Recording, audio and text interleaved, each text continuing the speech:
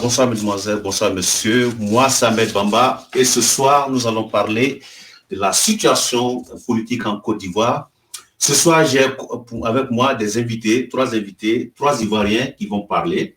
Bien sûr, il y a un sympathisant du FPI, M. Bernard Nieba. Et vous avez aussi M. Raoul Tei et M. Soumaoro Ahmed. Nous allons parler de la politique de Côte d'Ivoire, la politique ivoirienne qui est un labyrinthe très difficile à comprendre et très difficile à expliquer aussi. On va essayer de notre façon, à notre manière, de parler de ce problème, bien sûr. Moi, c'est Ahmed Bamba et je vais vous présenter un à un nos invités qui vont se présenter à vous. Je vous présente M. Ben Nieba. Donc, je suis Ben Nieba. Oui. Je suis un militant actif du Front populaire ivoirien. D'accord. Ok. Merci, vraiment, soyez bienvenue. Et nous allons continuer avec M. Tei, Raoul Tei qui va se présenter. Bonjour Raoul. Bonjour Ahmed. Bonjour Ben et bonjour. Moi, c'est Raoul Tei, un militant, un Ivoirien vivant aux Pays-Bas depuis longtemps, un militant de PDCI-RDA. D'accord. Merci beaucoup. Ici en tant qu'un Ivoirien, un citoyen, pas mandaté par mon parti. D'accord. Merci bien. Nous allons passer au troisième qui est M. Soumaoro. Bonjour à tous. Moi, c'est Soumaoro Ahmed.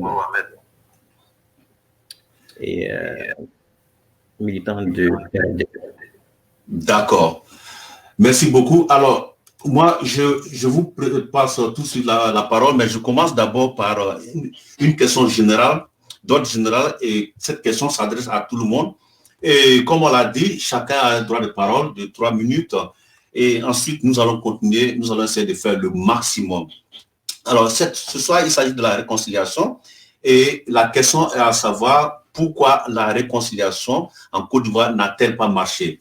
Parce qu'on a vu dans les autres pays comme, par exemple, l'Afrique du Sud, et on a vu aussi au niveau du Rwanda que les gens se sont réconciliés. Et pourquoi les Ivoiriens, ça n'a pas marché? Donc, pourquoi les Ivoiriens doivent se réconcilier? Alors, ma première question va s'adresser bien sûr à Raoul qui va s'expliquer sur ce point. Et ensuite, nous allons faire le tour de la table. Merci Ahmed, merci beaucoup. Je le dis tout simplement parce que lorsqu'il y a un conflit, lorsqu'il y a pas là, même à la maison, et pour finir, il faut que celui qui a offensé reconnaisse ce qu'il a fait de mauvais. Et celui qui se sent victime doit en ce moment comprendre et pardonner. Moi, j'ai l'impression qu'en Côte d'Ivoire, la réconciliation n'a pas eu lieu parce qu'il n'y a pas eu de franchise et d'honnêteté. Tous les composants qui se sont mis dans cette affaire, personne ne dit la vérité. Et tant qu'on ne se dit pas la vérité, je crois que la réconciliation ne va jamais avoir lieu. Je m'explique encore. Il y a eu des victimes. Et lorsqu'il y a victimes, c'est qu'il y a ceux qui ont causé ces torts. Donc, si nous voulons aller à la réconciliation, il faut que celui qui a causé tort reconnaisse à celui à qui il a causé tort qu'il a fait un tort, pour que celui qui a été victime accepte et, disons, s'apaise et pardonne. Voilà ce que je vois en grosso modo dans cette histoire de réconciliation. On va revenir sur ce point parce que c'est un point très important. Oui. Et ensuite, nous allons faire appel à Soum qui va s'expliquer sur ce point-là. Bonsoir à tous. Vous allez m'excuser, avant de répondre sur ce point, Ben a dit qu'il est sympathisant, il est militant. Je suis militant FPI Tobago. D'accord. Je vais revenir sur ce qu'on appelle la question qui a été posée, à savoir pourquoi la réconciliation ne marche pas en Côte d'Ivoire. Que chacun donne son point de vue, pourquoi ça ne marche pas comme des autres pays. Évidemment, ce qu'il a bossé, je suis un peu d'accord avec lui pour dire, comment dirais-je, quand il y a un problème, il y a une victime, et puis celui qui a causé tort. Ces personnes-là doivent être honnêtes envers eux-mêmes, mais envers la population, pour leur expliquer ce qui n'a pas marché. Et à l'origine des crises, quoi qu'on dise, ce sont les hommes qui s'affrontent. Et ces personnes-là, dans une franchise, ils devaient quand même dire, comme il a mentionné tout à l'heure, pour dire, bon, il y a eu un problème, que chacun se dise la vérité, et puis on passe à l'autre étape. Maintenant, apparemment, la question qui se pose, est-ce que ces personnes-là, ils ont fait ça? Est-ce qu'ils ont fait assez? Donc, c'est une question qui est posée, mais qui n'a pas pour l'instant. Peut-être que quand on va évoluer dans le débat, on pourra trouver certaines réponses. Donc, voilà un peu ma... Quand je m'adresse à vous, vous pensez qui sont les victimes et qui sont les coupables? Le tour de la table n'a pas fini. Je pense que sous ma raison, tu as posé le préalable de faire un tour de table. Je pense que c'est important que chacun donne son point de vue sur cette question. La question est de savoir pourquoi la réconciliation ne marche pas ou ne n'a pas marché en Côte d'Ivoire, comme dans d'autres pays, et tu as pris les exemples de l'Afrique du Sud et du Rwanda. Je vais rapidement dire que ces deux exemples ne collent pas à la réalité de la Côte d'Ivoire. En Afrique du Sud, c'est vraiment toute une population qui a été sous un régime unique de l'apartheid, qui essaie donc d'essayer de se libérer et qui avait pour figure de proue l'ANC avec Mandela. Oui.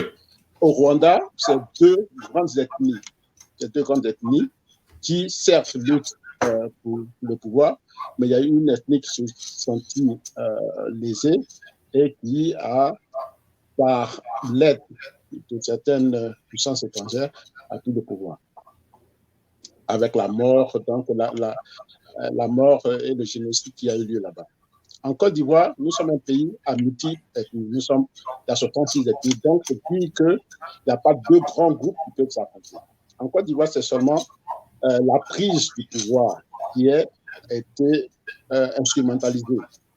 Ce qui fait que les conflits que nous avons connus n'ont jamais été réglés. Puisque les acteurs, comme mes camarades l'ont dit, n'ont pas joué franc jeu. Or, pour avoir une réconciliation forte, il faut avoir les trois trucs. Il faut qu'il y ait la vérité, il faut qu'il y ait la justice, et il faut qu'il y ait le pardon. Donc, tant que la vérité ne sort pas, on ne peut pas avoir de justice pour que ceux qui se sont sentis blessés ou ceux qui sont les victimes, comme Raoul l'a dit, et Soum aussi, puissent accorder leur pardon et ceux qui ont été les bourreaux puissent faire repentance.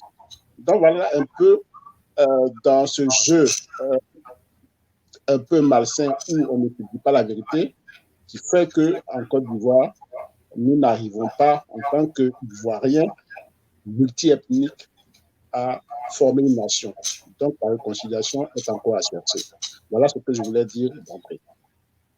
D'accord. Et moi, je vais revenir encore chez Raoul, parce que cette question est très importante, parce que déjà, il faut savoir faire la part de responsabilité de tout un chacun. Alors maintenant, puisque Raoul a été le premier à évoquer cette histoire des victimes, donc moi, j'aimerais faire un retour sur Raoul avant de continuer et de savoir qui sont les victimes et qui sont les bourreaux dans cette histoire de la Côte d'Ivoire, puisque Ben a bien évoqué, parce qu'au niveau du Rwanda, il y avait les Hutus et les Tutsis, donc c'était clair et net. Et au niveau de l'Afrique du Sud, il y avait l'oppresseur qui était le blanc, qui faisait l'apartheid, et maintenant, c'était les Africains en groupe. Mais en Côte d'Ivoire, pour pouvoir, parce que la commission électorale a dit dans un de ses rapports que le problème était complexe, parce qu'il fallait que chacun prenne sa responsabilité, que chacun se reconnaisse les faits, avoir accompli des faits qui sont atroces, mais qu'à partir de ce moment, on peut faire la réconciliation. Donc, avant de revenir à Ahmed, moi, je parle sur Raoul. Raoul, comment peut-on déterminer les bourreaux et les victimes au niveau de la Côte d'Ivoire? Tu m'as posé une question. L'histoire de la Côte d'Ivoire est très récente et tout le monde a vécu cette histoire. Même nous qui sommes à la diaspora, qui ne sommes pas fréquents au pays, on a suivi tout. Nous connaissons les bourreaux et nous connaissons les victimes. Voilà encore un manque de franchise de la réalité que le pays a vécue. Tout Ivoirien aujourd'hui connaît l'histoire. Tout Ivoirien est susceptible de voir qui est bourreau, qui est victime. On ne peut même pas se poser. Il y a un côté des hommes armés, lourdement armés, qui ont attaqué des gens qui n'ont pas d'armes, qui ne savent même pas ce qui se passe.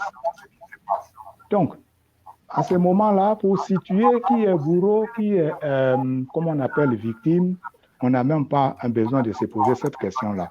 Il y a eu des cas, il y a eu une rébellion, il y a eu des prises d'armes, et puis il y a eu des morts.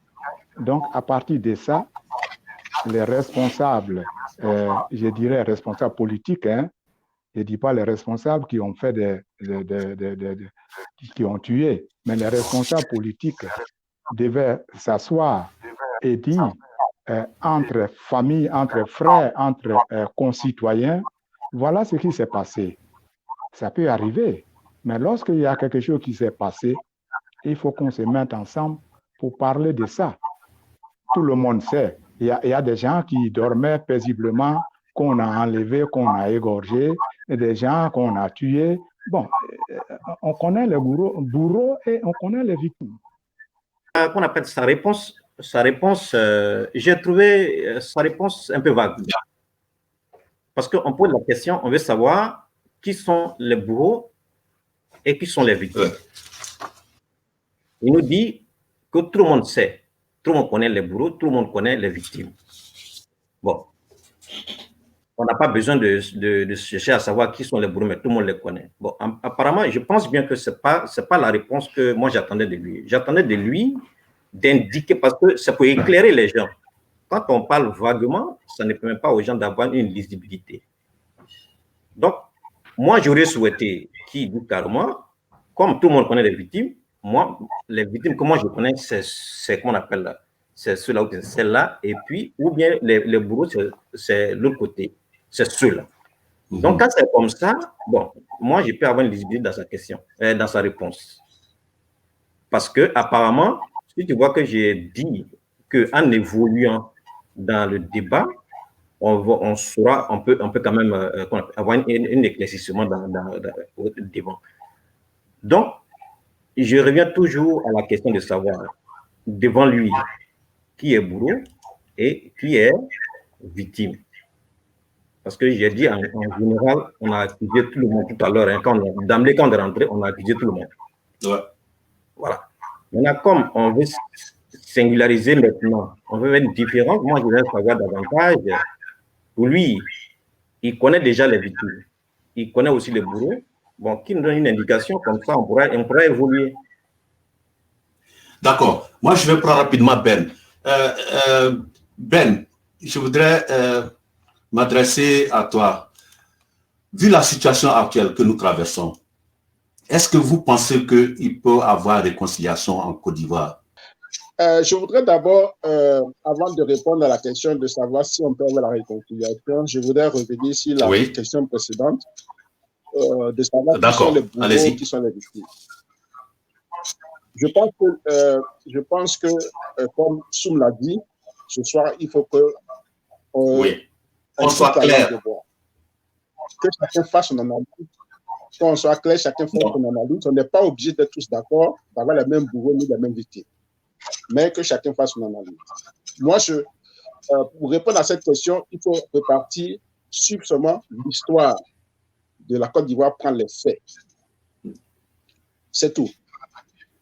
Qui a attaqué et qui a défendu. Ça, c'est comme ça. Dans un conflit, quand on part à la maison, même en famille, quand vous vous battez, on demande qui a apporté le coup.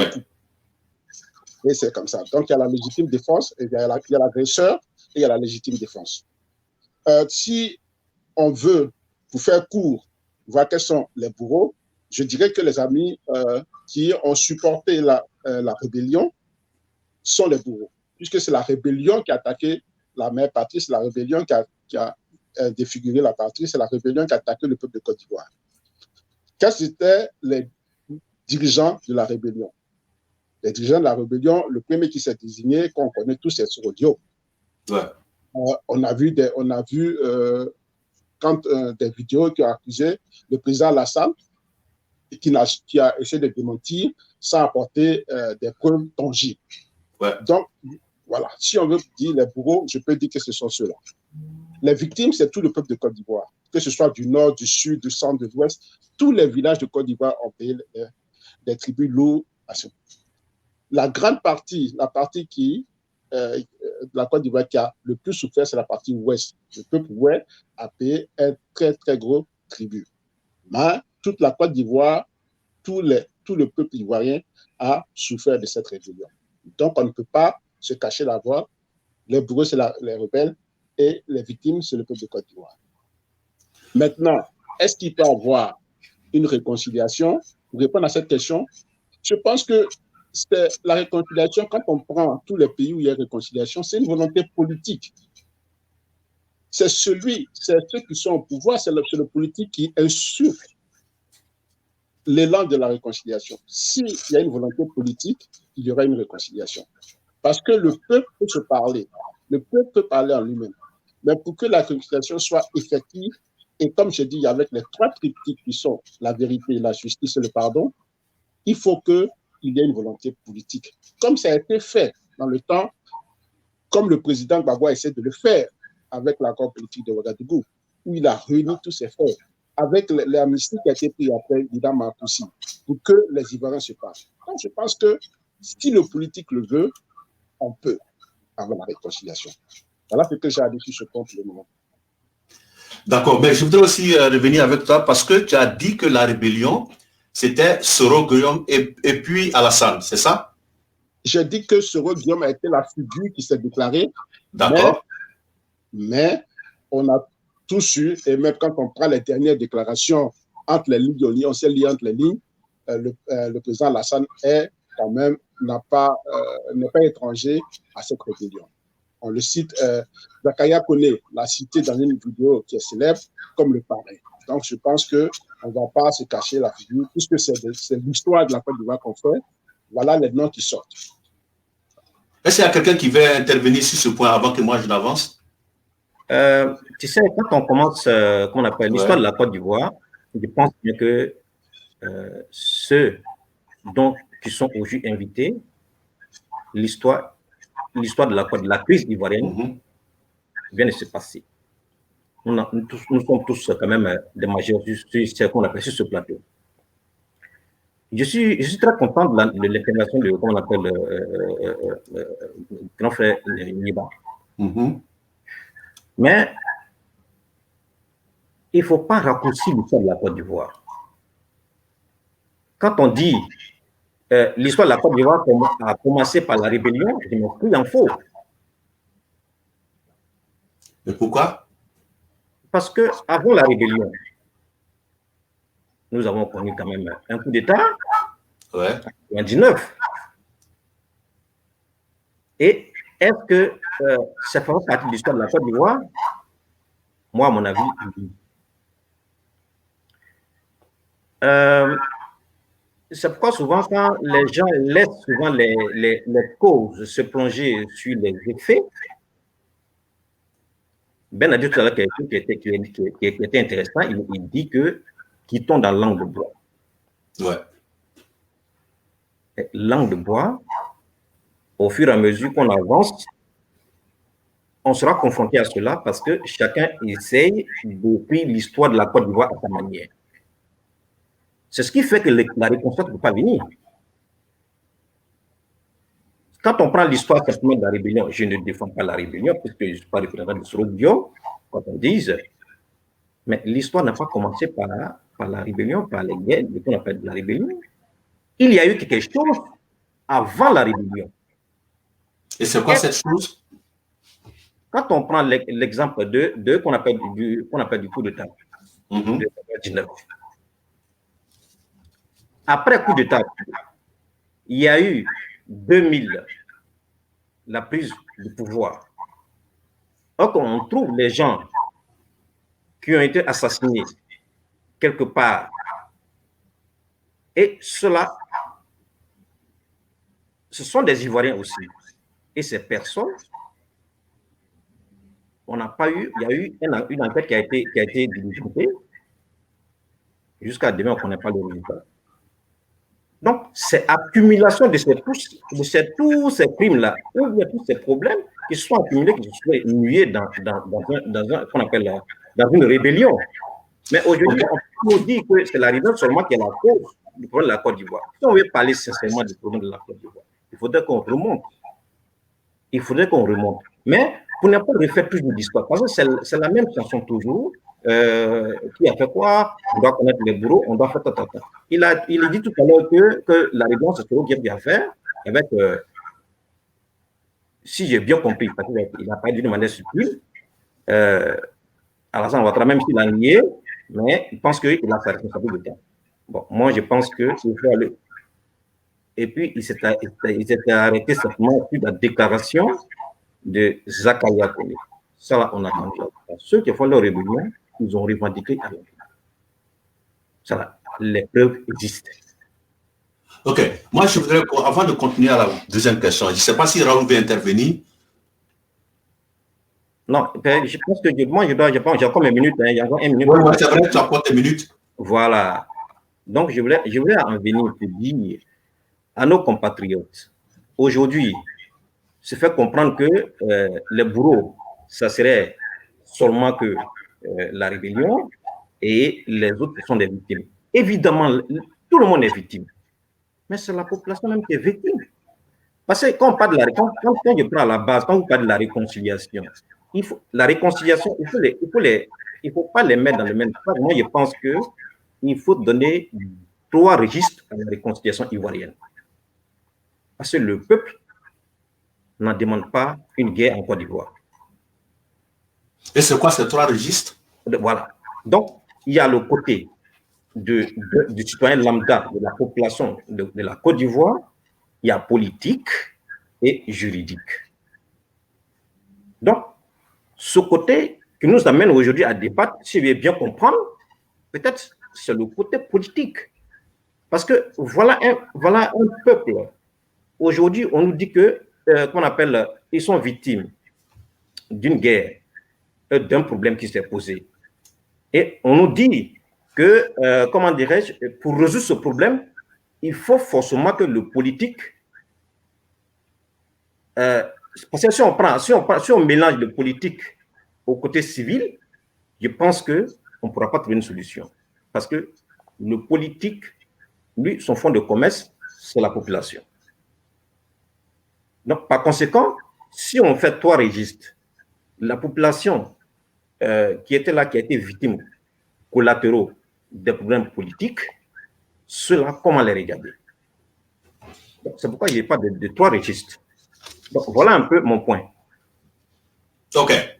Merci beaucoup. Raoul, tu as entendu les interventions des autres? Non, mais j'ai compris tout. J'ai compris toutes les interventions. Oui. Tu sais, voilà pourquoi cette histoire n'avance pas en Côte d'Ivoire. Tu sais, les gens, ils font des détours. Ils parlent bien. Ils font des belles phrases. Mais la réalité est tout autre. Ce problème, donc, d'après Ahmed, d'où vient le problème en Côte d'Ivoire? Qui a créé le problème en Côte d'Ivoire? Si ça a eu 3 volets, si ça a eu civique, ça a eu juridique, ça a eu politique, d'où ça vient? Comment c'est venu? C'est là le problème, c'est de ça qu'on doit parler. On tourne toujours autour du pot. Et c'est ça justement qui nous met dans cette situation.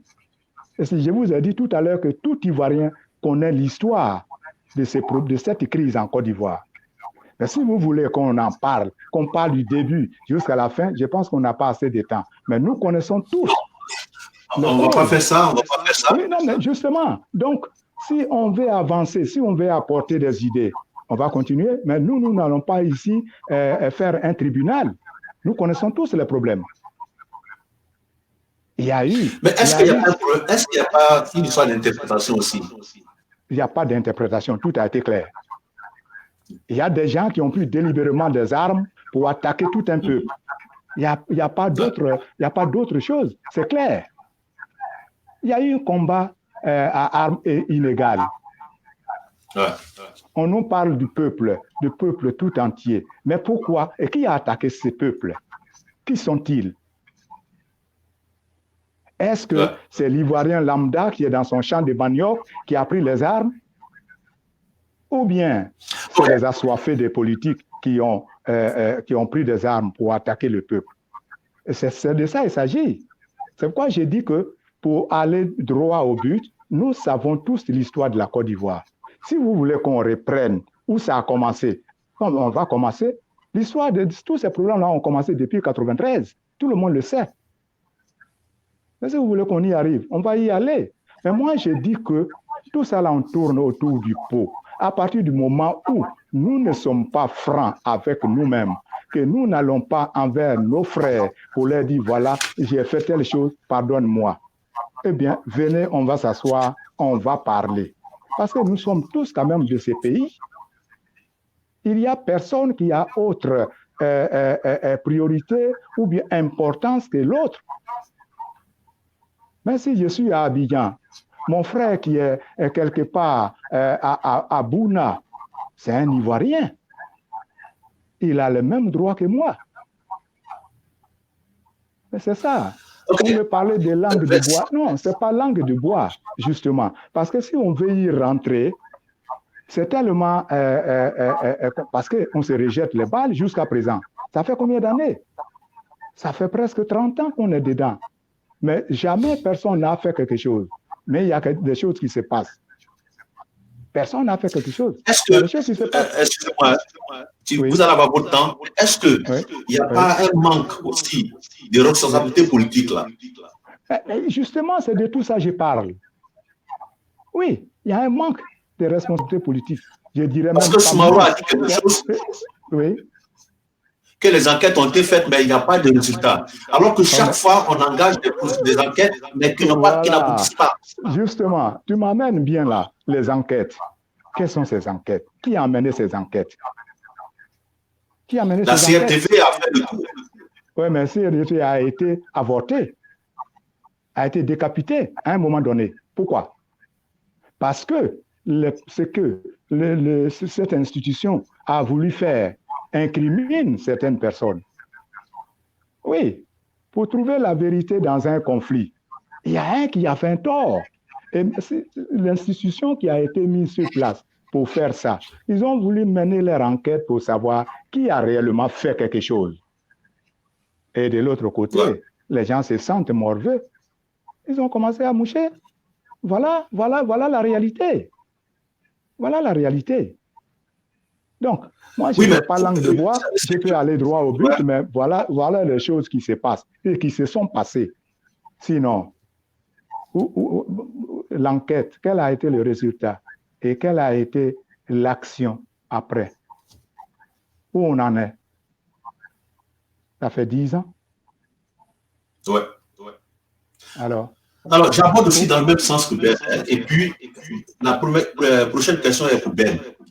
Parce que Ben a dit que quand Ben a parlé de langue de bois, moi je suis d'accord avec Ben, parce que jusque-là, quand on appelle, quand on parle, on dit les autres, les gens, mais par contre, il faudrait qu'à un moment donné que les responsabilités soient établies. Alors moi, je profite déjà pour m'adresser, pour poser la première question à Ben.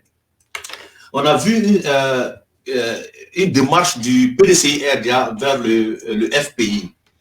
Alors, je voudrais vous savoir, en tant que sympathisant, en tant que militant, pardon, du FPI, pardon, excuse-moi, du FPI, comment vous voyez cette démarche de Bédié là? Est-ce qu'elle est honnête? Est-ce qu'elle est sérieuse? Donc ça, la question, je la pose à Ben.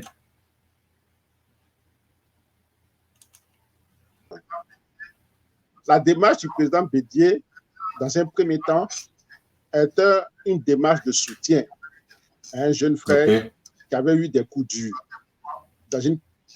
dans des moments difficiles. Étant en prison, il a perdu sa mère. Ouais. Le président Gbagbo a perdu sa mère. Étant en prison, il a perdu Ouais. son frère jumeau, son meilleur ami. Donc, la démarche à Bruxelles du président Bédié quand il était en France, c'était d'abord une démarche de soutien à quelqu'un qui vivait des moments difficiles. Donc, je pense que pour ça, on doit lui donner du crédit. Et moi, j'ai apprécié cette démarche-là. Je peux avoir des contradictions avec les positions du président Bédié dans son parcours politique, mais cette démarche en elle-même, je l'ai appréciée. Parce que ça montre que malgré nos antagonismes politiques, malgré nos dissensions politiques, on reste des humains. Et quand quelqu'un que tu connais est dans une difficulté, tu vas lui porter ton soutien, quitte après à aller sur l'arène politique et à s'affronter. Et c'est cette démarche-là, par exemple, que j'aurais apprécié du président Ouattara, quand le président Gbagbo a perdu sa mère et que la CPI était prêt à lui accorder ne serait-ce que 24 heures pour enterrer sa mère, j'aurais apprécié et j'aurais vraiment apprécié que le président Ouattara signe ne serait-ce que la permission que le président Gbagbo ait enterré sa mère. On peut être en politique et le président Gbagbo l'a démontré quand il était au pouvoir. On est en politique, on est des adversaires, on n'est pas des ennemis. Puisque tous les hommes politiques en Côte d'Ivoire militent pour le bien-être du peuple ivoirien. Ils militent dans leur dire pour le bien-être du peuple ivoirien. Ils militent pour qu'on ait une nation, pour qu'on ait un sentiment de fraternité. Donc voilà des gestes qu'on ne peut pas négliger. Maintenant, les calculs politiques qui se suivent, c'est forcément que les deux parties vont en tirer des profits. Et je pense qu'à l'heure actuelle, les deux parties en tirent des profits majeurs. Puisque depuis cette démarche-là, la glace, le mur de méfiance est brisé et on a eu des rapports très approfondis, des rapports politiques. On a mené des actions ensemble et je pense que ces actions-là ont dérangé le pouvoir en place. C'est aussi important. OK. On va passer à Soum. Soum, comment tu vois cette approche du PDCI-RDA? Et avant de revenir à Raoul sur la même question. Bon, tu vas m'excuser un peu, je vais revenir un peu en arrière sur qu'on appelle... parce que quand on évite des sur le plateau, il y a un objectif à atteindre. C'est vrai, si c'est pour causer, on peut causer, il n'y a pas de problème, mais on est venu pour dire des choses qui peuvent être un peu plus ou moins crédibles aux yeux des gens. Tout à l'heure, j'ai entendu Ben parler de qu'on appelle l'acte qui a été posé par rapport à qu'on appelle ce qui s'est passé au niveau de la réconciliation, ce que Gbagbo a dû faire avant. Je ne peux pas laisser Ben dire que parce que M. Zakaria a dit le nom dans une vidéo qui peut être crédible aux yeux de la Côte d'Ivoire que Alassane Ouattara est de près de cette rébellion. Je ne vais pas laisser prospérer cette phrase. Maintenant, je reviens toujours à dire, puisqu'on dit on va parler la vérité, parce que le problème, moi je comprends bien qu'on n'a pas le temps d'étaler tout. Le PDCI a été à l'origine de la crise de la Côte d'Ivoire. Ça a donné ce que ça va donner. Ça a donné. Et ceux qui sont venus, s'ils ont eu le côté administratif, l'autre aussi, ont amplifié à leur arrivée. Donc, ces crises successives-là n'ont pas été résolues.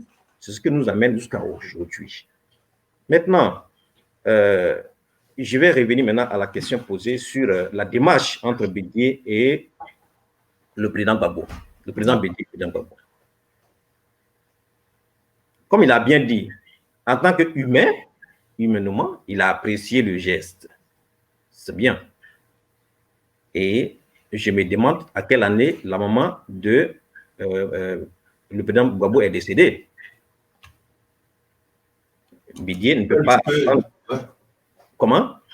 Ouais, vas-y. Voilà. Le président Gbagbo a perdu sa mère. C'est pas en 2019.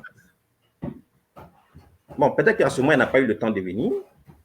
Mais c'est une démarche, pour moi, à mes yeux, ça, c'est des démarches politiques.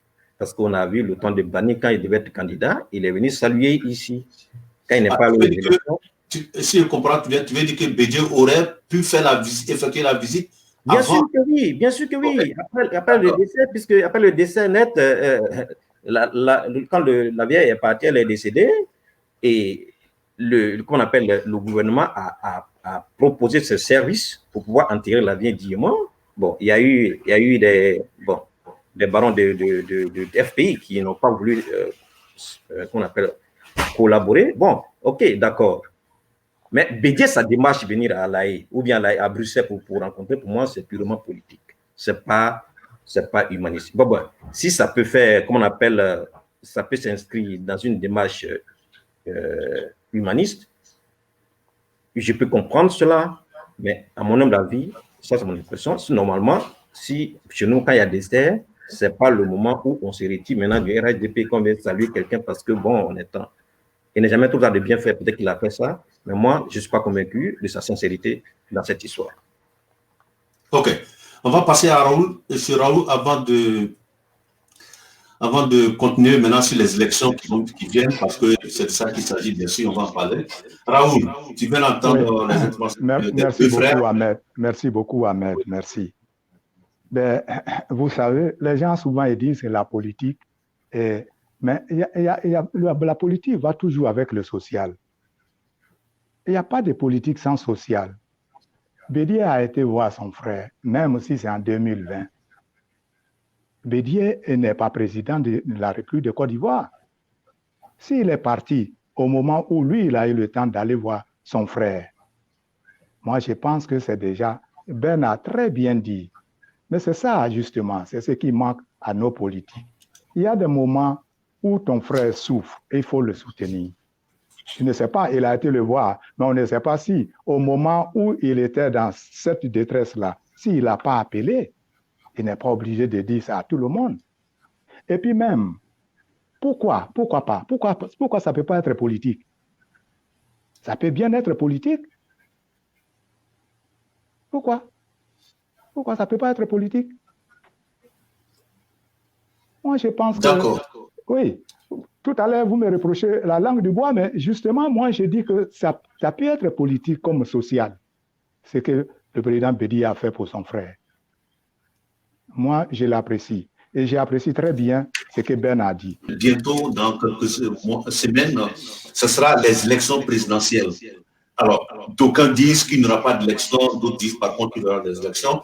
Alors, moi, je voudrais savoir maintenant, un petit tour, une minute, comment vous voyez ces élections-là? Et je repasse à Ben. Est-ce que, selon vous, il pourra y avoir des élections ou bien il y aura des élections? Et si oui, quels sont les enjeux de ces élections-là? Ben, merci. C'est une question capitale. C'est la question à $2000, comme on dirait. Tous les partis politiques et le FPI, depuis le congrès de Mossoul, a dit qu'il irait aux élections, à toutes les élections en 2020. Donc le FPI du président Gbagbo est prêt à aller aux élections. Simplement, il ne faut pas aller à toutes sortes d'élections. Il faut qu'il y ait un minimum de consensus. On est quand même dans près de, comme Soum l'a dit, à juste titre, on est dans plus de 30 ans de crise. Et chaque élection apporte son lot de morts. En 2015, 2018, sans que les partis d'opposition ne soient présents aux élections régionales et municipales, il y a eu des morts. Donc maintenant qu'on va à l'élection capitale, à l'élection majeure, l'élection présidentielle, s'il y a un petit caillou, un petit grain de sable qui pose problème, je pense que en parti responsable, en leader responsable, tous les leaders de la Côte d'Ivoire devaient se mettre autour d'une table et régler ces problèmes pour qu'on puisse aller aux élections. Le souhait du FPI, du président Gbagbo, c'est que les élections aient lieu. Et pour que ces élections aient lieu, il faut qu'on se mette tous autour d'une table pour qu'on puisse balayer tous les petits problèmes pour que enfin, sur l'échiquier politique en Côte d'Ivoire, la suspicion par rapport à l'autre puisse disparaître et qu'on aille en frère, pas en ennemi, mais en adversaire à ces élections-là. Donc voilà un peu ce que je peux dire. Il y a eu, je peux citer tous les petits problèmes qui se posent, les manifestations après la déclaration du président, ça, on va en revenir. Okay. Voilà le problème. Le problème actuellement, c'est que tous les partis politiques veulent aller aux élections. Mais quelles élections on nous prépare maintenant? Voilà ce que ça va dire d'entrée. Ok, merci. On va passer à Raoul pour avoir son point là-dessus. Merci Ahmed. Moi, je crois que les élections, c'est tout à fait normal. Dans un pays, on avait appris que la constitution de Côte d'Ivoire permet à un président d'exercer 2 mandats. Ce qui veut dire que tout politique aspire un jour au poste de président, de se mettre au service quand même du peuple. Mais cette fois-ci, pour que ça aille bien, tout le monde veut bien aller aux élections, comme Ben le dit.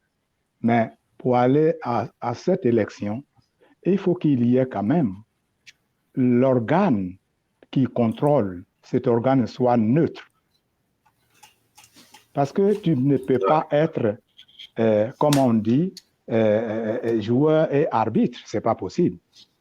Donc la CEI, qui est censée, c'est cette institution qui est censée organiser les élections, elle n'est pas neutre, elle n'est pas consensuelle. Donc, il ne pourrait pas avoir des élections apaisées.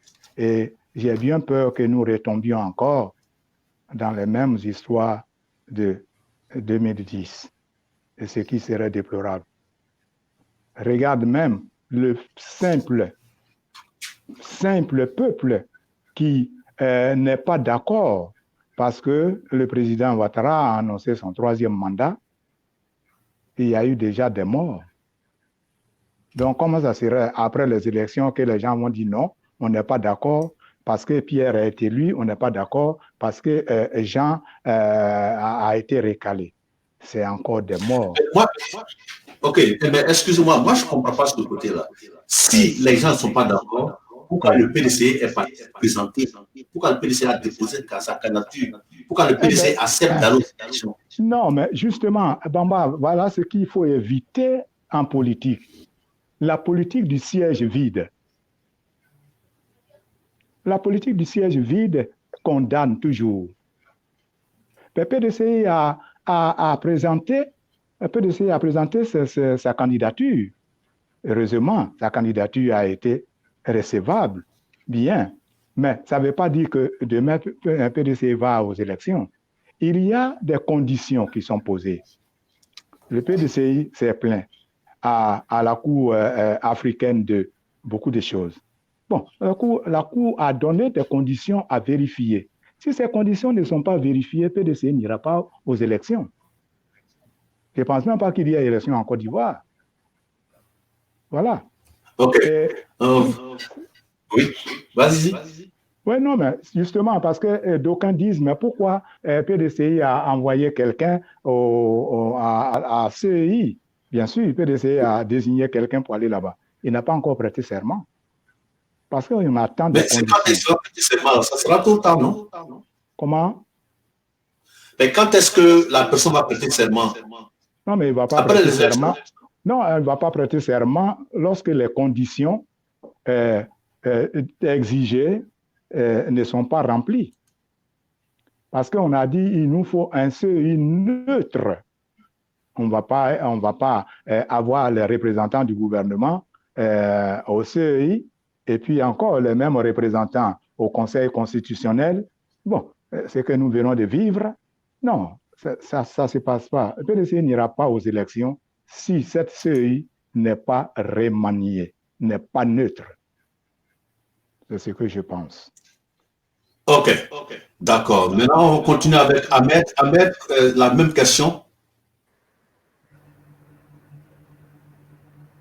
D'accord, je te remercie. Comment dirais-je, vous voyez, c'est ce que je disais tout à l'heure, nous-mêmes, on essaie d'être l'otage même comment on appelle, de certaines crises. On a l'origine aussi, hein, on a notre part de responsabilité dans la crise aussi, qui prévaut souvent dans nos pays. Vous voyez, l'élection présidentielle en Côte d'Ivoire, les dates disent les origines dans nos constitutions.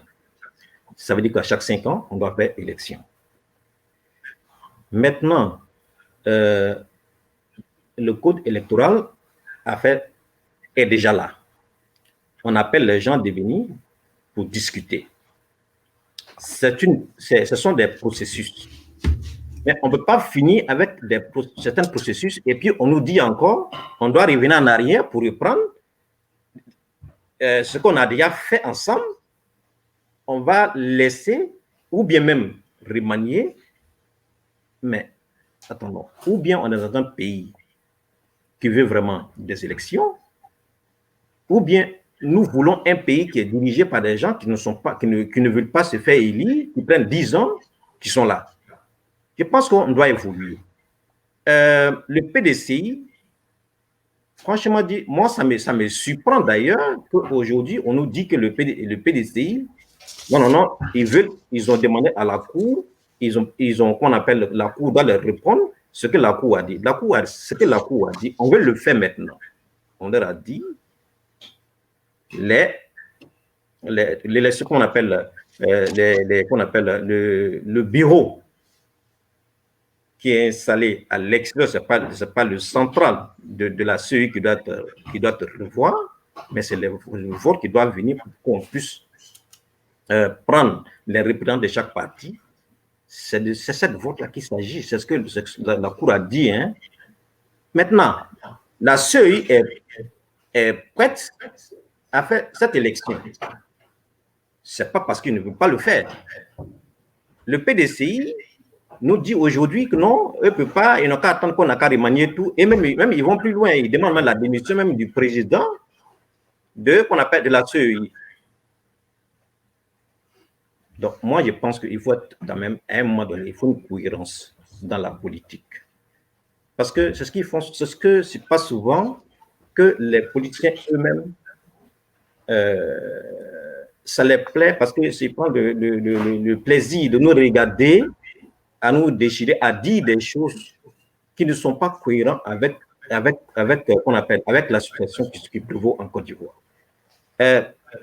Quand on prend par exemple qu'on appelle les organes qui sont chargés aujourd'hui de l'élection en Côte d'Ivoire, on ne peut pas comparer à la CEI passée. Il y a eu des avancées. Reconnaissez ça et puis avançons. Maintenant, aujourd'hui, on est dedans. Non, demain, on n'est pas dedans. On nous dit la chaise qu'on appelle la politique de la chaise vide n'est pas recommandée. Mais bon sang, qu'est-ce que tu veux? Ce soit dans ton salon, dis ta colère, qui pousse d'autres personnes à croire que tu es sincère, qui sortent dans la rue. C'est de ça on parle. La démagogie dans la politique a fait tellement de tort à la politique ivoirienne. Sortons dans ça. Monsieur Laurent Gbagbo, le président Laurent Gbagbo a dit carrément qu'il n'est pas concerné par ces élections-là. Aujourd'hui, Ben me dit non, qu'il a dit qu'il veut partir aux élections. Qu'est-ce que je vais prendre? Ce que son avocat... Monsieur Laurent Gbagbo n'a pas fait de... Il y a Ben qui va intervenir. À travers son avocat. Hein? À travers son avocat. Il va finir. Voilà, à travers son avocat, qu'on appelle le président Gbagbo, a dit qu'il n'était pas concerné par l'élection à venir. Et ça, les preuves sont là. Donc, maintenant, M. Moyen, Toi, tu es un président d'un parti. Tu vois, c'est comme ça, souvent, les petites crises-là commencent inutilement comme ça. Pour qu'on soit président en Côte d'Ivoire, il faut manifester ta volonté d'être président. Maintenant, moyen, toi, tu es un parti politique. Alors, qu'est-ce qui t'empêche d'aller présenter ta candidature? Mais non, non, non. Toi, tu prends la candidature de notre personne pour aller déposer à la CEI, en espérant demain que, alors, quand on va refuser, alors on va sortir pour dire non, ils ont recalé une personne. Tu sais, ce sont des trucs. On n'a qu'à quitter dans ça maintenant. En réalité, si qu'on appelle, le président Gbagbo avait l'envie d'être candidat en Côte d'Ivoire, il allait envoyer ses dossiers. Et puis, on allait voir ses lettres rejetées. On allait avoir d'autres arguments. Mais ce n'est pas le cas. Donc, ce sont ces petites choses-là, souvent, qui, demain, on va s'asseoir encore pour dire non, si on savait. Qu'on appelle, tonton Raoul dit tout à l'heure qu'il y a un troisième mandat dans la Alassane Ouattara que le peuple ne veut pas. Soyons cohérents, soyez un peu sincères avec vous-même. Le peuple dont vous parlez, on prend l'exemple simple d'un groupe de jeunes qui ont fait une rencontre avec Miabi à Djokwe. Ces jeunes-là, ils ont manifesté à Bangolo. Ils sont venus, il est venu les parler.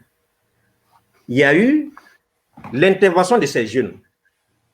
Mais la vidéo est là. Moi, je n'ai pas vu un jeune qui a prononcé le mot pour dire je suis opposé à l'élection du président qu'on appelle de la République. Voilà leur revendication. Leur point d'emploi.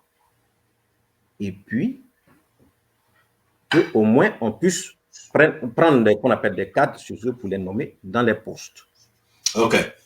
Donc, je pense que cette histoire de l'élection, on doit faire tant, ça, moi, j'ai l'ultime conviction que l'élection aura bel et bien lieu le 31, parce que la seule raison qui peut pousser à un pays de ne pas organiser ces élections, ça, on appelle ça les cas de force majeure. Nous ne sommes pas là. Le pays était divisé en deux. On a organisé des élections. Ce n'est pas maintenant que le pays est gouverné qu'on va s'asseoir à la maison pour dire non, non, il y a un problème qu'on va parler aux élections. S'il y a un problème, allez-y aux élections. Si vous gagnez, vous allez résoudre ce problème-là. D'accord. Je vais passer à Ben. Et là, c'est Ben. Tu voulais intervenir? Ouais, je veux juste relever quelques contradictions que mon frère Soum a fait. Le président Gbagbo, j'ai dit qu'au congrès de Mossou, dernier congrès de notre parti à Mossou, nous avons pris la résolution en tant que parti en 2018 que nous participerions à toutes les élections de 2020, l'élection présidentielle comprise. La candidature du président Gbagbo a été déposée par EDS. Pourquoi? Parce que il y a toujours cette petite crise du FPI. Donc, comme en 2010, où le président s'est présenté sous LMP, par FPI, EDS, dont le FPI est l'une des chevilles ouvrières, a posé la candidature dans les normes. Quand Soum dit que l'avocate, Maître Abiba Touré, a dit que le président Gbagbo n'était pas concerné, c'est qu'il a mal compris. Ça, je peux excuser, il a mal compris. Quand il dit qu'il n'y a pas eu de la signature du président Gbagbo, ça aussi, ça a été contredit. Les preuves sont là. Il y a eu une procuration qui a été donnée par Maître Abiba Touré, que je connais très bien, et le président, le professeur Ognay, a déposé cette procuration. Donc, ce qui moi, m'amuse dans cette période-là, c'est que nos camarades du RHDP reconnaissent subitement qu'il existe des lois. S'il y a un parti qui ne doit pas parler de loi, c'est bien le RHDP. Sans faire offense à mon frère Soum, s'il y a un parti en Côte d'Ivoire qui ne doit pas parler de loi, c'est le RHDP. Et pourquoi? Parce que si on parlait de loi, en 2010, on n'aurait pas discuté ce que le Conseil constitutionnel a dit. Parce que c'est ça, c'est les mêmes effets qui apportent les mêmes causes. Tu comprends? En 2010, le RHDP a contesté une décision légale du Conseil constitutionnel. On ne peut pas venir nous dire en 2020 qu'on doit accepter les lois. On peut dire que ce sont de bons maîtres. Nous, au FPI, le président Gbagbo nous a appris qu'on prend le pouvoir en gagnant des élections. On participe aux élections. Le président Gbagbo a participé aux élections en 90 contre le président Moufouet Boigny. Il a perdu, il s'est assis. En 95, il y a eu le Front républicain, on a soutenu le président Alassane parce que quand les élections sont passées, on n'a pas fait de bruit.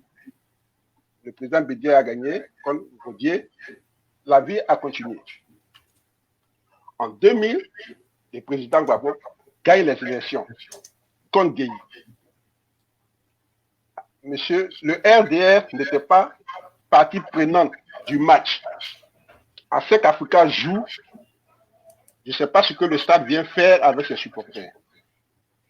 Le RDR n'était pas partie du match. C'était entre le président Gbagbo et le général Gueye. Gbagbo gagne. On sait ce qui se fait. Comme on dit, on connaît tous l'histoire de la Côte d'Ivoire, donc dans les causeries, ce n'est pas la peine. Je l'ai rappelé. Je dis seulement que ce soir, dans cette discussion, s'il y a un parti qui ne doit pas parler de loi, c'est le RHDP unifié. Parce que ce n'est pas votre habitude. Nous sommes habitués aux lois.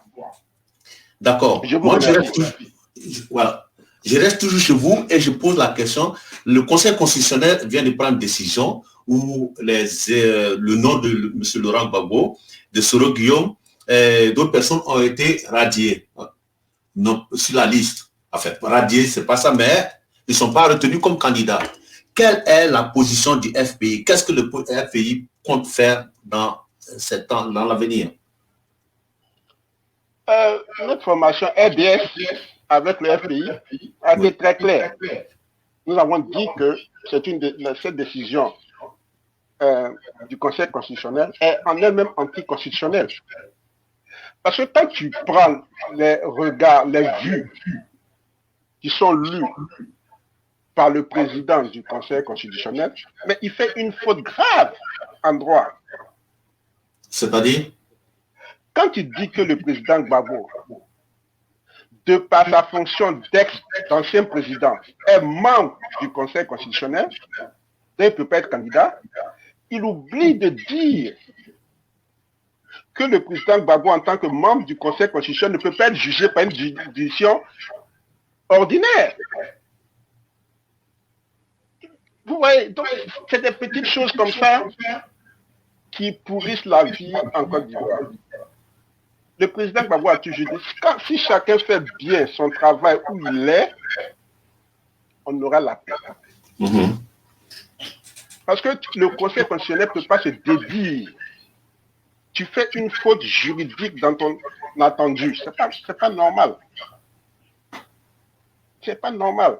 Ce sont des petites choses comme ça qui font que, bon, à nous, peuple, le petit peuple, on se tire dessus, parce que ceux qui doivent dire le droit, ceux qui doivent parler, qui doivent nous guider, n'ont pas le courage de dire les choses qu'il faut. Donc, je dis que pour le président Gbagbo, en principe, si on est honnête en nous ici, on peut dire que la décision du Conseil constitutionnel n'est pas légale. Elle est anticonstitutionnelle. Ok, mais la suite maintenant. La suite, nous allons faire, comme on a dit, on va passer par tous les moyens légaux. On va déposer une plainte à la Cour africaine de justice, comme ce que ce Guillaume a fait. Oui. Et puis, avec nos partenaires, avec le PDCI, avec les autres partis d'opposition, on va essayer de voir comment faire. Mais justement, est-ce que vous ne vous sentez pas trahi par le PDCI là? Parce que EDS... Non! C'est tout à fait normal. On n'a pas de partenariat.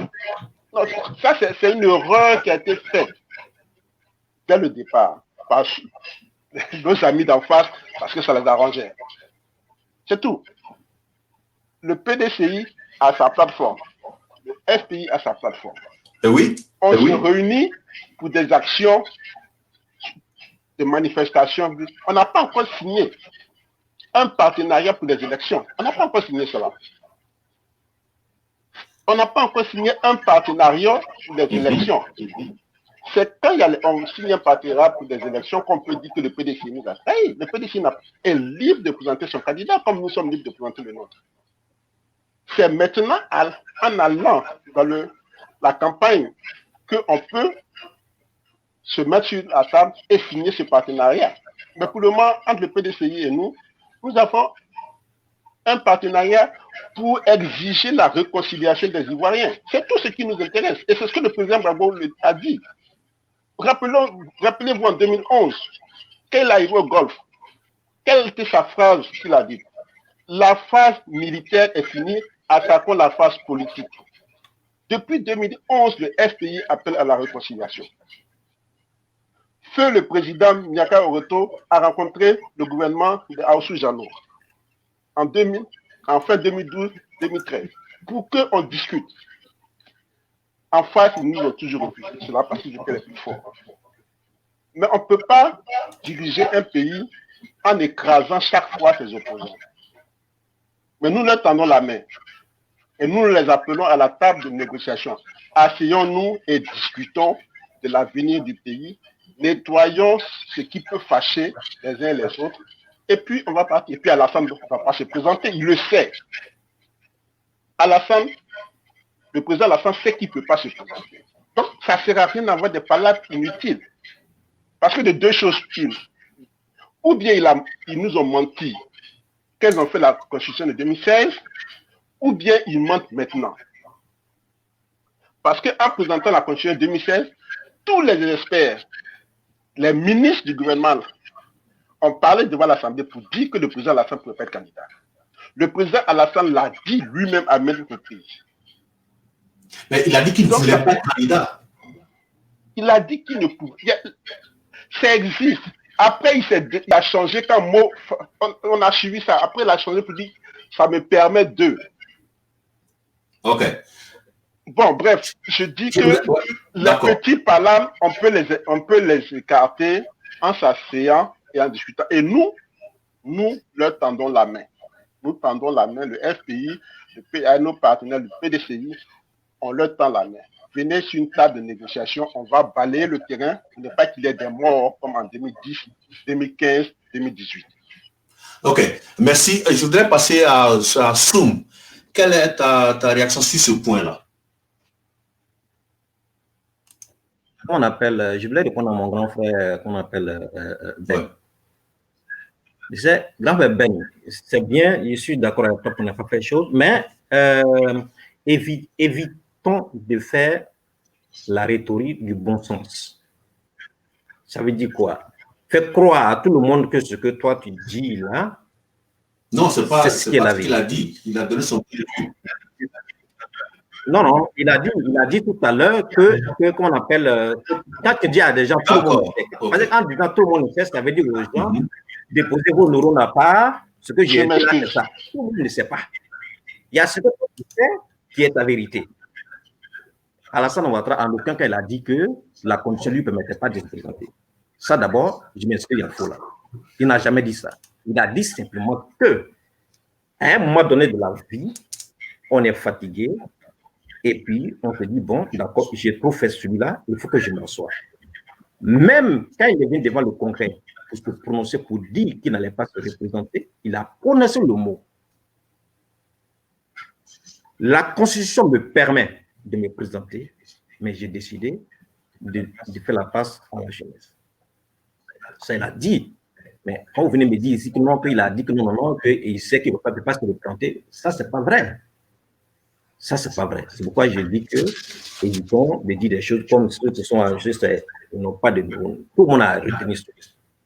Maintenant, il a dit quelque chose qui est intéressant par rapport à qu'on appelle qu'on appelle le Conseil constitutionnel. Tu sais, nous ne sommes pas des juristes.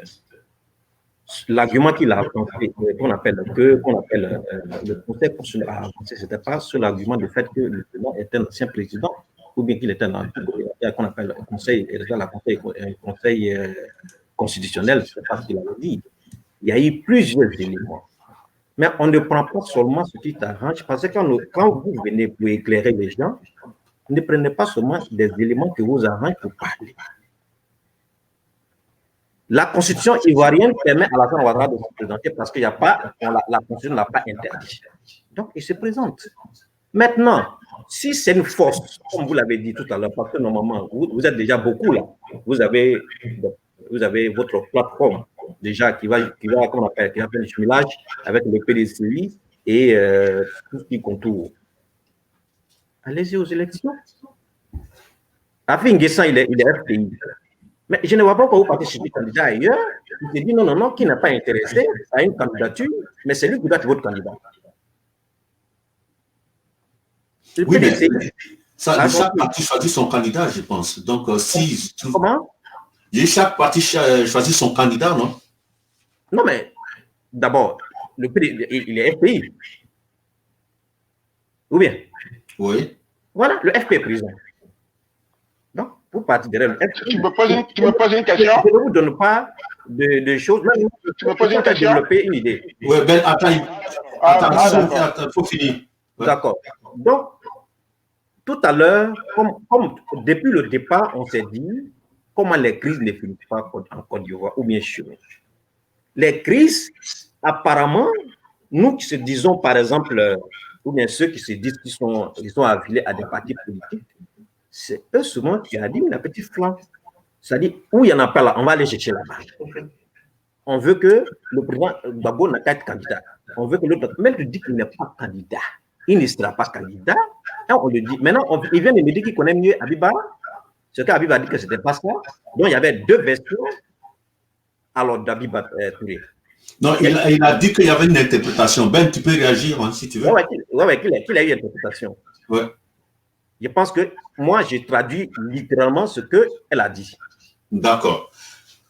Avant de passer à Raoul, je voudrais laisser à Ben. Pardon, je peux corriger ça? Oui, vas-y. Juste ce petit point d'Abiba là. La question a été posée clairement à Abiba. Est-ce que c'est une initiative du président ou bien est-ce qu'il a été soumis? Elle a dit que ses amis de RDS ont soumis sa candidature et qu'il a été touché et très ému. Voilà ce qu'il a dit. Voici la réponse exacte de Maître Abiba. Oui. Donc, ce n'est pas son initiative, mais il a été touché et ému. Et c'est là que... Elle a précisé, très bien, le journal a précisé. Donc, il n'est pas au courant que le truc sera posé. Non. Mais on peut voir la vidéo, elle a bien dit que le monsieur n'est pas ce qui le concerne actuellement, c'est la situation des Ivoiriens, mais pas une candidature. Elle a dit ça. Non, elle a... Bon. Oui, vas-y Ben, vas-y. La question était claire. Est-ce que c'est une initiative personnelle du président ou bien est-ce que c'est... Elle a dit que ce n'est pas une initiative personnelle du président, mais ses amis ont soumis et qu'il est ému et touché par cette candidature. D'accord. Mais pour le moment, et je suis d'accord parce que ça rentre effectivement dans ce que j'ai dit. J'ai dit que le président Gbagbo, il n'est concerné comme le président Bédié d'ailleurs. Et parce que tout le monde, je pense que c'est le RHDP seulement qui n'y voit pas. Tout le monde est concerné par la réconciliation. Actuellement, le point focal en Côte d'Ivoire, c'est la réconciliation. Parce que ça ne sert à rien d'aller aux élections, à des élections qui vont nous envoyer des morts. Si tout le monde se tire et qu'il y a un seul qui n'est pas d'accord, je pense que le problème, on va être là. Et c'est eux qui ont le pouvoir. Parce que je prends toujours l'exemple du président Gbagbo, peut-être on va trouver ça une rhétorique, mais le président Gbagbo, malgré qu'il était au pouvoir, il a tendu la main à tous ses opposants. Il a fait en sorte qu'on s'assied, on discute. Même quand son parti n'était pas d'accord avec les positions qu'il prenait, mais pour le bien-être et pour le bonheur de la Côte d'Ivoire, il a accepté des choses. Donc je ne vois pas pourquoi nos camarades du RHDP unifiés ne feraient pas la même chose. Appelez vos frères des autres partis, comme ils le demandent, mettons-nous sous la table discutons. Tout le monde critique la CEI. Tout le monde critique le découpage électoral. On critique la liste électorale. Il y a des doublons, il y a des faux inscrits, il y a beaucoup de choses. On le sait. Le Conseil constitutionnel vient vraiment d'enfoncer le clou. Tous les candidats qui ont été éliminés estiment qu'il y a eu... Tu vois, c'est pas de la politique. Ce qui se passe en Côte d'Ivoire. Ah bon? D'abord, les gens ont commencé. C'est comme si tu as un match tu as un match de sport, un combat, et que toi, tu ailles choisir ton opposant dans le camp adverse. Mais ça, c'est pas ton problème. Tu attends qu'on t'envoie quelqu'un qui va compétir avec toi. On a vu ça beaucoup en Côte d'Ivoire. Les gens se mêlent, au PDC, on choisit Bédier, au FPI, on choisit Babo. Bon, ça, c'est pas ça qui intéresse. Voyez-vous pourquoi la Côte d'Ivoire a des problèmes? La Côte d'Ivoire a des problèmes parce que l'Ivoirien lui-même, vous m'excusez, je ne sais pas si c'est la peur ou bien si c'est parce que les gens sont achetés. Et moi, je pense en grande partie que c'est la peur. Bon, je ne suis pas juriste. Mais lorsque j'entends dire que M. Babo a été condamné par accoutumance, mais quand même, M. Babo n'est pas en vacances à La Haye. On l'a déporté. Et c'est ceux qui l'ont déporté qui se plaignent contre lui. Et le gars a perdu sa maman, il ne peut même pas rentrer au pays. Et en plus forte raison, on l'invite encore au tribunal en Côte d'Ivoire et il ne peut pas venir parce qu'il est en prison ici. Et on dit, on le condamne par accoutumance. Quand même, soyons un peu sérieux avec soi-même. Je ne suis pas juriste, mais si la justice est comme ça, je crois que on ne peut jamais être ensemble parce que ce n'est pas de la justice, ça. Pour revenir au Conseil constitutionnel, tu vois, bon, nous sommes en Côte d'Ivoire, mais lorsque on regarde au monde entier, c'est quand même de la honte. C'est de la honte. C'est des gens qui sont hautement qualifiés. Ce sont des professeurs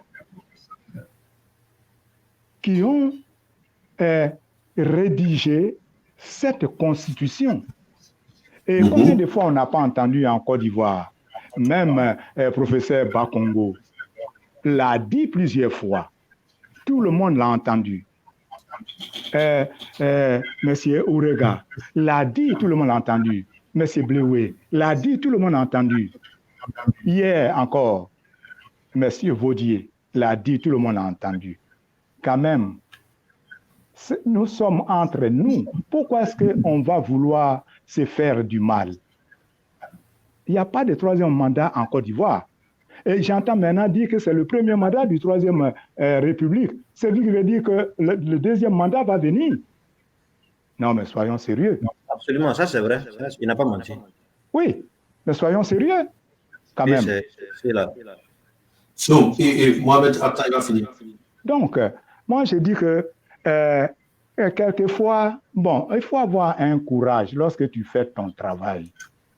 Et comme Ben l'a dit tout de suite, si chacun dans son coin fait ce qui lui est demandé et qu'il le fait correctement, on n'en serait pas là. Parce que chacun sait ce qu'il doit faire et chacun doit penser au peuple, nu à lui-même. Ça, ce n'est pas de la politique. Tous ces petites manigances, tous ces trucs. Oui, mais ce n'est pas sérieux. Ok, nous allons passer à... Oui. Nous allons passer à la dernière question de cette soumission. Et la question centrale, est-ce que vous pensez que les Ivoiriens pourront un jour se réconcilier? Si oui, comment? Tu me poses la question. Je commence? Oui, je commence par Raoul. OK. Bon, ben, la même question là, ça s'est posé maintenant peut-être plus de 4 fois. Oui. Ben, écoutez, l'Ivoirien peut se réconcilier, mais il y a des faux joueurs parmi les Ivoiriens qui ne veulent pas que les Ivoiriens se réconcilient. On a dit depuis le début, et c'est la même chose. Il faut que nous soyons ouverts et nous soyons sincères avec nous. Politique à part, on est quand même des Ivoiriens. Mais pourquoi c'est qu'on va continuer à se faire du mal, à se faire du tort, à tuer nos frères, nos parents, même nos sœurs à main nue, on les tue, on les met en prison. Ça ne peut pas faire réconciliation, ça. Non. Il faut qu'on se dise, bas la terre, comme on le dit vulgairement, et qu'on se parle. Et mais vraiment qu'on se parle, honnêtement. Parce que si je vous ai posé cette question, oui. Lors de l'investiture de Bédié a dit qu'une de ses premières priorités, c'était la réconciliation. Et moi, je me demande comment il allait organiser ça. Puisque cette réconciliation... Ouais. Oui, mais c'est ce que je suis en train de dire. On doit s'asseoir et parler. On doit s'asseoir et parler. Le président Bédié l'a dit. Il va inviter son frère Babo, il va inviter son fils Soro, et tous les composants politiques de Côte d'Ivoire doivent s'asseoir pour parler. Oui, mais tu ris, Ahmed, mais voilà. Je dois faire une petite parenthèse d'abord avant de continuer. Vous savez, nous sommes ici, on n'est pas ici pour se faire des leçons, pour se faire passer pour quelqu'un qui connaît plus. Parce que tout le monde connaît l'histoire de la Côte d'Ivoire, c'est ce que je dis. Mais lorsque tu as quelque chose à dire, tu le dis. Il ne faut pas aller faire la leçon à celui qui a dit quelque chose. Ça, c'est pour faire palabre. C'est ça que je veux dire aussi. Parce qu'on est ici. Amen. Oui, oui. Donc, c'est pour te dire que pour se réconcilier, il faut que nous soyons tous sincères. Et le président Bédié a déjà posé les pas en faisant déjà des plateformes. Il a dit, ce n'est pas politique, mais c'est pour se mettre ensemble pour faciliter la réconciliation. Parce qu'aujourd'hui, tout Ivoirien vit le même problème. Nous avons la même plaie. Mais il y en a quand même qui pensent qu'ils ne sont pas concernés parce qu'ils ont peur. Ça, il faut le dire aussi. Mais oui, c'est pas ça.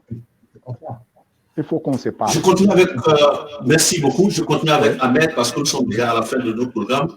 Et la question que je voudrais poser à Ahmed, en tant que membre du RHDP, comment tu vois les élections à venir? D'accord. Je te remercie pour la question. Mais je voulais un peu revenir en arrière, ce qui a été dit par rapport à la réconciliation et des élections en Côte d'Ivoire. Ok, tu as quelques minutes. Voilà, je pense bien qu'on a eu l'élection en 90. Entre 90 et 2020, il y a eu aussi élection. Ce n'était pas la même Côte d'Ivoire là. L'élection s'est passée. Celui qui a été élu, il a en train de gouverner. C'est la même Côte d'Ivoire. Et puis, c'était avec l'autre CEI qui a été aménagé cette année. Mais moi, je ne comprends pas pourquoi même CEI qu'on a décrié dans le temps n'est plus là. L'organe qu'on a mis en place, on dit que ça a été consensuel. Maintenant, c'est décrié aujourd'hui. Là, je n'arrive pas à comprendre. Deuxième point, c'est de dire, quand on parle de la réconciliation, parce que j'ai entendu parler les deux tout à l'heure, quand ils parlent de la réconciliation, il y a le président Bédié, il y a le président Babo. Là, à ce niveau-là, la réconciliation s'arrête. On crée des plateformes. Donc, ça veut dire que, d'abord, on parle de réconciliation. Si Gbagbo et Bédié sont réconciliés, Dieu merci. Maintenant, si Gbagbo et Bédié ensemble contre Alassane, donc la réconciliation est parfaite. Donc, moi, je pense que quand on veut parler de la réconciliation, parce qu'il prend le soin quand même d'éviter de dire que le président Alassane est aussi concerné par la réconciliation. Maintenant, moi, j'ai dit tout à l'heure, là, la réconciliation politique, ça, c'est des histoires. Actuellement, on est aujourd'hui en 2020. Dans quel pays, quand on va dire aux gens, il faudrait que l'opposition doit se mettre d'accord avec le pouvoir du 1er au 30e pour que le pays avance. Moi, en tout cas, je ne vois pas ce pays-là. Ce que je peux dire au niveau de la réconciliation, je veux bien qu'on me dise que la réconciliation, mais il y a eu des choses qui ont eu, il y a des actes qui ont été posés quand même à faveur de la réconciliation, que mes compatriotes, mes grands frères passent là-dessus comme rien n'a été fait en Côte d'Ivoire. Il y a eu beaucoup qui a été fait au niveau. C'est pourquoi j'ai dit tout à l'heure, il faut 3 registres pour mieux cerner la réconciliation en Côte d'Ivoire. Vous savez, quand qu'on appelle le président Alassane a pris le pouvoir, dans son premier discours, avant même qu'il ait des présidents, il a parlé d'un gouvernement d'union. Voici un monsieur, chaque tribune monte pour faire un discours public ou bien un meeting qui n'a jamais insulté un adversaire, ses adversaires. Donc, de 2018, de 2016 jusqu'à aujourd'hui, il y avait des réfugiés qu'on a tout fait pour les faire entrer en Côte d'Ivoire et les réinstaller dans qu'on appelle, en tout cas, leur donner la possibilité de s'insérer dans la société. Quand je prends par exemple l'acte qui a été posé, on a créé DARA. DARA, ça c'est qu'on appelle, ça c'est une direction d'aide et d'assistance pour les réfugiés et les apatrides. Ceux-là vont faire entrer plus de 30 000 personnes, 300 000 personnes en Côte d'Ivoire de 2016 à 2016 et 2018. Et ceux-là sont rentrés, ils ont reçu des aides. Mais on n'en parle pas. C'est au nom de la même réconciliation que les barons du FPI qui étaient en exil, qui sont rentrés. OK. Pour faire venir, pour permettre aux Ivoiriens qui sont à l'extérieur de rentrer. Donc aujourd'hui, on ne peut pas me dire que bon, la réconciliation n'est pas là, donc on ne va pas aller aux élections. Moi, je compte bien que si mes frères là sont sincères avec eux-mêmes, encouragez vos mentors d'aller aux élections.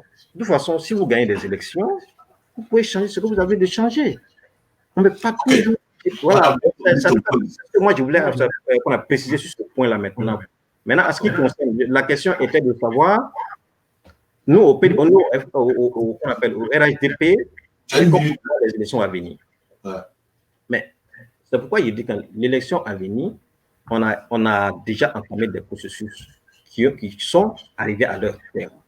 Le 15 octobre, c'est l'ouverture de la campagne. Déjà, on fait la campagne. Et puis, bon, on va aux élections. Celui qui va gagner, alors, il va diriger la Côte d'Ivoire. Maintenant, si c'est ceux qui veulent se réconcilier à 2 pour venir contre 1, bon, quand ils vont venir, ils vont nous réconcilier aussi. Parce que c'est tout ça, commence toujours comme ça. Hein? Bon. Et on sait comment ça finit. Donc, merci beaucoup. Voilà, merci. J'espère que l'élection aura lieu. Et puis, bon, on va, comme on appelle, la vie va continuer en Côte d'Ivoire. Et puis, on va continuer à réconcilier les Ivoiriens.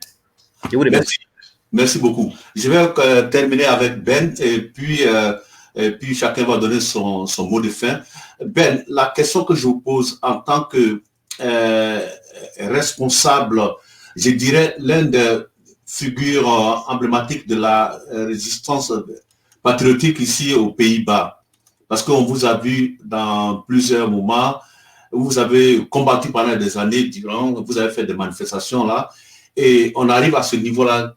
Comment vous voyez l'avenir déjà, d'abord de votre parti en tant que FPI, mais de 2 encore, comment vous voyez l'avenir politique? Parce que quand on voit qu'il y a des dissensions au niveau du FPI, proche AFI, proche ceci, proche cela, les GOR, comment vous voyez ça? Est-ce que vous n'êtes pas déçu un peu de toutes ces luttes que vous avez menées en tant que personne? Non, merci, c'est une question capitale. Je ne suis pas déçu des luttes qu'on a menées. Je viendrai sur les autres points, mais je veux déjà répondre à ça. Je ne suis pas déçu parce que on a mené cette lutte-là justement pour que la Côte d'Ivoire se retrouve. On a mené cette lutte-là pour que tous les enfants de la Côte d'Ivoire se parlent, se tiennent la main, soignent leurs blessures et regardent ensemble vers le même avenir, le même horizon. Voilà pourquoi on a mené cette lutte. Et cette lutte-là avait pour sûr un visage, c'était le visage emblématique du président Gbagbo. Pourquoi? Parce que c'est un enfant du pays qui a été déporté dans de son pays pour être jugé par ce qu'on pourrait appeler les maîtres du monde. Heureusement, il a gagné son procès, il est acquitté et il veut retourner dans son pays, ce qu'on lui interdit. Le frère Soum qui parle de réconciliation, qui dit qu'on peut se réconcilier 2 contre 3, non. Voici un accès très simple. Un fils du pays veut rentrer chez lui. Il tape à la porte, on lui refuse de rentrer dans son pays. Donc, il n'y a pas de déception. Chez nous, au FPI, c'est clair. Le FPI, c'est un parti de courant. Quand les courants ne s'entendent pas, on peut aller ailleurs. Malheureusement, l'ancien camarade Afi, qui a été radié du FPI, a gardé par devers lui les emblèmes du parti avec l'aide du pouvoir qu'il a aujourd'hui. Mais est-ce qu'il a été radié? Candidat aujourd'hui. Donc, est-ce qu'il a été radié? Comment? Afi a été radié il ne le reconnaît pas, Mama, en 2015. Mais ça, il a, comme je dis, avec la bonne volonté du gouvernement, dont il est l'ami intime, il a les emblèmes de notre parti. On les lui laisse. Donc ça, ce débat, on peut le mener comme on veut, mais pour nous, il n'est pas membre du FPI. Mais bon, c'est pas ça le problème. Donc nous, le président Gbagbo, quand il est rentré en Belgique, quand il est arrivé en Belgique, il a mis en mission le secrétaire général, Assou Adou, d'aller voir tous les leaders, même les leaders du RHDP unifié, pour qu'on parle de la réconciliation. Il faut que les enfants se réconcilient. Les enfants du pays se réconcilient. C'est ce que le président Gbagbo a demandé. Et ça, il a demandé ça déjà depuis 2019. C'est dire que les élections qui viennent, ce n'est pas une priorité. C'est une priorité, c'est vraiment constitutionnel, comme Soum le dit, dans la Constitution, chaque 5 ans doit faire. Mais qu'est-ce qu'on veut? On veut encore mourir ou bien on veut s'asseoir, discuter, régler les problèmes et puis avancer ensemble. Le problème qui fait qu'il n'y a pas de réconciliation, je vais le dire, et ça va peut-être choquer, c'est parce que des personnalités proéminentes du RHDP se sont permis de dire que s'ils perdaient le pouvoir, ils iraient en exil. On ne peut pas faire la politique comme ça. Non. On ne peut pas faire la politique comme ça. On est au pouvoir, on perd le pouvoir, on revient au pouvoir. C'est ça le jeu démocratique. C'est ce jeu-là que le président Gbagbo a fait. Il a fait rentrer le président Alassane quand il était en exil. Il a fait rentrer le président Bédié. Or, tout le monde sait combien il a souffert dans la main du président Alassane, combien il a souffert sous le président Bédié. Mais ce sont ses frères. Ce sont ses adversaires, ce ne sont pas ses ennemis. Il les a fait rentrer, il leur a donné tout. Okay. Aujourd'hui, on demande la réconciliation. Yeah. C'est tout ce que nous demandons. Et je dis que tant que au RHDP, les gens ne vont pas enlever dans leur tête le fait que s'ils perdent le pouvoir, ils vont aller en exil. C'est faux, ils ne vont pas aller en exil. Si nous on gagne, on va les recevoir. Ils vont rester dans leur maison, on ne va pas bloquer leur compte comme ils l'ont fait. On va vivre ensemble et la Côte d'Ivoire va se profiter. Ouais. Ok, merci beaucoup. Je vous remercie tous. Nous sommes presque arrivés à la fin de nos programmes et je voudrais laisser à chacun 30 secondes de donner son dernier mot. Et je commence par le doyen Raoul déjà pour donner son point de vue. Malheureusement, sa caméra n'a pas marché aujourd'hui, mais comme c'est un début, nous faisons tous des erreurs. Nous allons voir, nous allons remédier à ce problème-là. Je voudrais dire merci d'abord avant de vous laisser conclure. Merci à vous d'avoir accepté de faire ce salon-là, de participer à cette émission. Merci aussi à tous ceux qui nous suivent. Et cette émission sera rejetée, sera refaite encore. Il y aura d'autres émissions qui vont parler d'autres thèmes. Parce que nous sommes entre nous Ivoiriens, nous devons parler de la Côte d'Ivoire et nous avons qu'un seul pays. Que nous soyons de l'Est ou de l'Ouest ou pas, nous avons un seul pays. Ah, maintenant, la vidéo de Raoul marche. C'est bizarre, ça. C'est à la fin. Donc, on va le montrer quand même. Bonjour à tous et merci encore. Donc, je vais laisser la parole à Raoul pour s'expliquer et nous dire son dernier mot.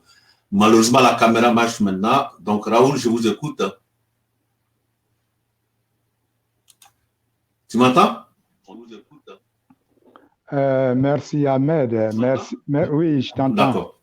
Merci Ben, merci Ahmed.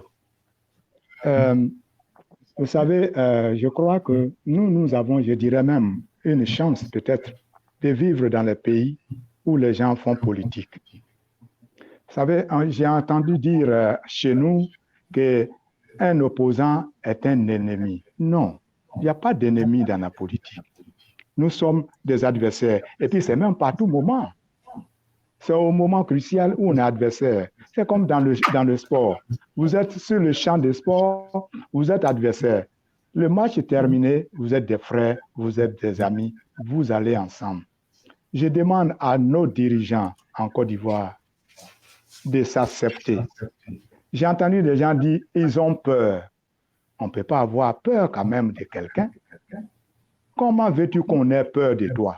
Pourquoi? Qu'est-ce que toi tu fais qui fait peur? C'est des trucs comme ça qu'il faut éviter. Et effectivement, les gens ont peur, puisque quand les gens disent un mot, on les arrête. Les gens sont menacés de vie et tout ça. Ça fait peur, bien sûr.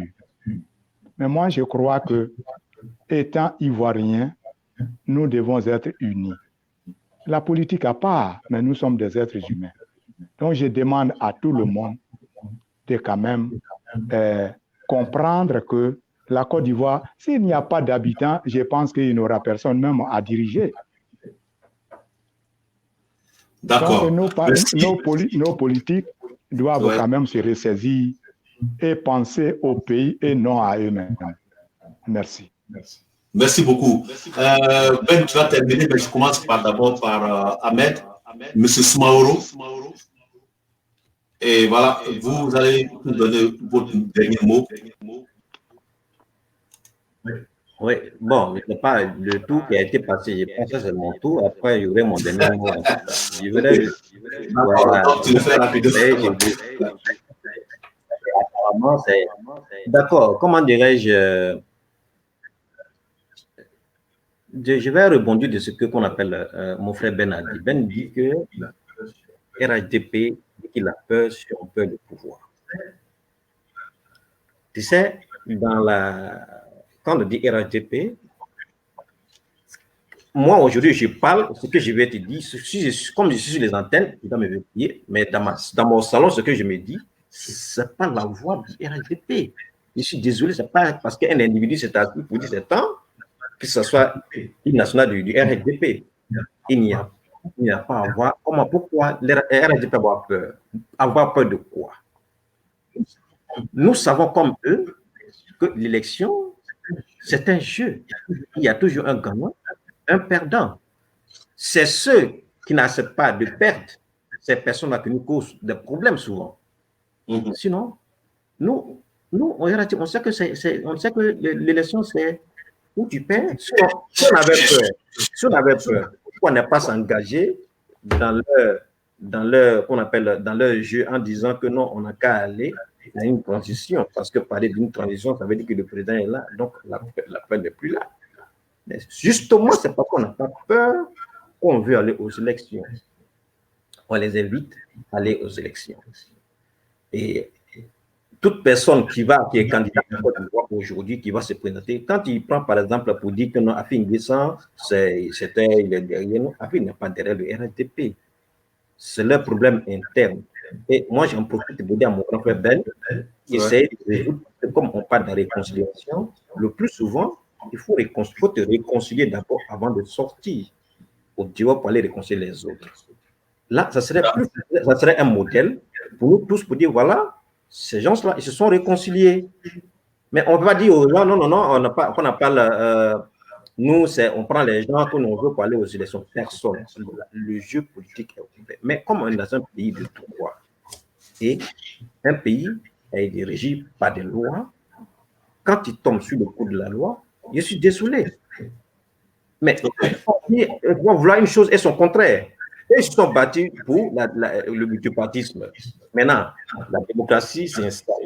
Maintenant, vous ne voulez pas le jeu de la démocratie. En tout cas, moi, je ne sais pas sur quoi se compter. La seule chose que je me réjouis quand même, c'est parce qu'aujourd'hui, Soro Guillaume. Non, Ahmed, je suis obligé de te dire d'écouter parce que Ben aussi doit intervenir. Mais il faut finir d'abord. D'accord. Soro Guillaume, PDCI, FPI, je suis content aujourd'hui qu'ils se sont réconciliés. Ils veulent créer des plateformes. Ça, c'est déjà une avancée majeure dans la réconciliation. Donc, c'est sur ce point, je vais te dire merci. Et puis, bon, je vais attendre maintenant pour que je puisse avoir mon merci. Ton quoi? Ton mot de fin? Voilà. Bon, finis ça en même temps, alors. Ah, d'accord. Oui, comme ça, voilà, c'est juste pour dire, bon, ça concerne nous ici. C'est vrai, l'émission nous permet d'échanger sur nos problèmes de la Côte d'Ivoire. Et ce n'est pas l'intention de créer des animosités entre nous. Non, pas du tout. Voilà, loin de là. Et si nous qui vivons ici, on ne se permet pas d'être des modèles chez nous là-bas, ça ne serait rien de se dire qu'on est en Europe ici. De grâce, ceux qui ont leurs proches qui savent parler aux chiens, on sait que le nez de notre problème, comme je l'ai dit tout à l'heure, tu sais, on a passé près d'1 heure de temps, plus d'1 heure de temps aujourd'hui, on a parlé de la réconciliation, mais on s'est paqué seulement sur la réconciliation politique. On a parlé des autres, mais moins parlé de la Côte d'Ivoire. Comme c'est un début, je pense que ça va rentrer dans nos habitudes. Ce qui est sûr, comme c'est un début, on apprend de nos erreurs. Et voilà, on va te donner la parole à Ben pour clore l'émission de ce soir. Et d'abord, je vous dis merci d'abord d'avance et je laisse à Ben le temps de clore l'émission. Oh, merci. Ouais. Je voudrais d'abord dire merci à Soum. Ça fait longtemps qu'on s'est vu, la dernière fois. Bien des choses à ta famille. Merci à Raoul aussi. Merci. Ahmed, merci de nous avoir invités, de nous avoir permis de parler de notre pays. C'est vrai que, comme ils l'ont tous dit, c'est notre pays, on est un seul pays. Moi, le message que je voudrais ici laisser en terminant cette émission, c'est dire qu'il est important que tous les enfants du pays se retrouvent pour discuter de l'avenir du pays. Qu'aucun enfant du pays ne doit être laissé de côté. Un enfant du pays n'est un paria. Tous les enfants du pays ont une intelligence qui peut apporter leur contribution au développement du pays. Je demanderai donc à nos frères qui ont le pouvoir, parce que je dis que c'est le pouvoir qui initie, qui lance, qui donne envie, qui initie l'élan de réconciliation. Allons à la réconciliation et après, on ira en paix pour les élections. Que la Côte d'Ivoire vive du nord au sud, de l'est à l'ouest au centre, dans une harmonie parfaite. C'est le vœu du président Gbagbo et c'est notre vœu en tant que Ivoirien. Chers frères, bonne soirée et merci. D'accord, merci beaucoup et nous allons terminer l'émission et je voudrais remercier tous ceux qui ont suivi, tous ceux qui ont essayé de nous suivre et voilà, on se donne rendez-vous une autre fois pour parler d'autres sujets parce que nous allons parler de l'Afrique, nous allons parler de la Côte d'Ivoire, mais nous allons parler aussi de la communauté ivoirienne ici et je vous dis merci encore et je vous souhaite bon week-end à tous.